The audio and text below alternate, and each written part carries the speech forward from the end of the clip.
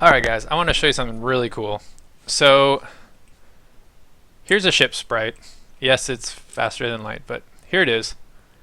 And it is, I'm right here next to it in the real world, right? I'm like in Unity, I'm right here next to the ship. I can interact with that if I wanted to. In fact, maybe I will. But I'll bump it a little bit so you can tell. Boonk. Alright, so I'm right next to the ship. Now aside from my main camera, which is following me, there's another camera which is secretly looking at this. It's looking at my ship, and it's parented to my ship, following it. But it's sending what it sees to a texture on a quad, which is layered behind the interior of this ship, and the interior is tens of thousands of Unity units away. And I separated them because I have different gameplay for each, and I didn't want to have the two confused. I didn't want the physics of this ship to affect what's going on in there, in the interior. But what this allows for is for me to seamlessly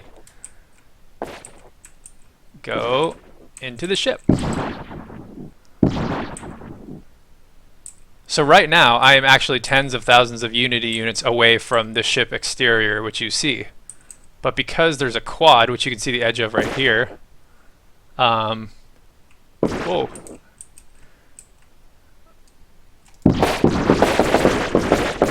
Sorry, I just need to suppress that guy. Fuck that dude. Fuck you! Alright. Oh, okay, I'm alive.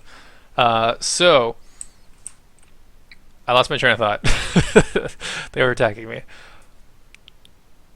Yeah, so this is cool. So now I can have interiors of ships, and it will match up pixel for pixel.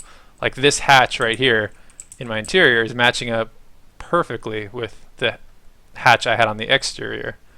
Let's see if I can hop back out. Yep. So where it is on the ship, and then I'm in. So you can see the ship's moving, so this is actually what's going on in the background. But it appears like I am moving with the ship, even though this interior is completely static. Because the render texture, which you can see the edge of here, is static, and it's behind this static interior. But because it's pulling the image from that camera, which is parented to this ship, it looks like we're moving. So that's really cool. So now I can completely divorce the two gameplays. I can have a different type of control scheme here. I can completely ignore physics if I wanted to here. And then on the outside of the ship, I could be having the ship fully reacting to physics and getting pulled and slammed against other things.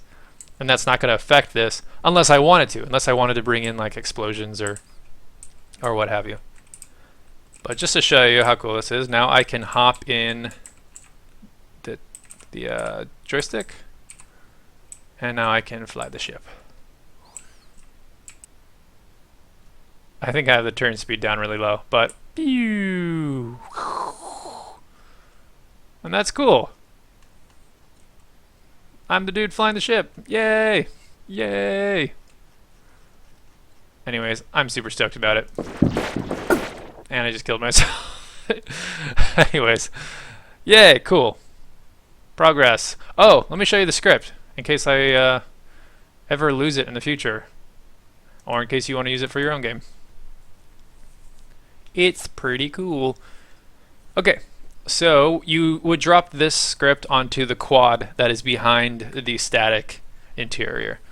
So you have a camera, which is the camera that is looking at the spaceship. So I guess I'll change this name to the exterior camera.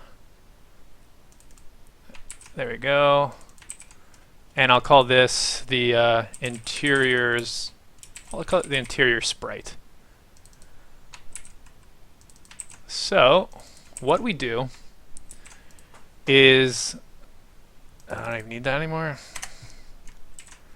So under start, we have a new vector 3 that's going to hold the size for that quad that is going to be behind the interior.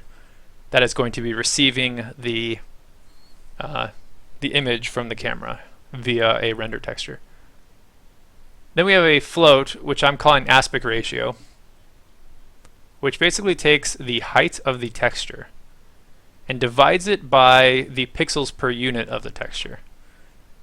And then what I do is I use that aspect ratio. I times it by 2, and that seems to be the magic number. Not sure why. I just kind of figured that out by trial and error. So I make the height and the width aspect ratio times 2.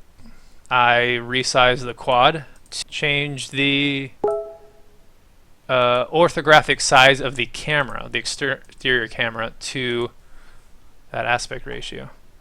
And that's it. That's what it does. So anyways, I'll show you what I did on the rendered texture. So I have the main camera. I have this camera right here, which is parented to that, and it is rendering to a texture called ship. I'll probably do this procedurally later, but it's manual now. This ship is just a whatever render texture. And then back over here under my render texture quad, which is currently small, but it's behind my interior, it receives that render texture. Look forward to more cool debris stuff in the future. And I just killed myself. Okay, bye.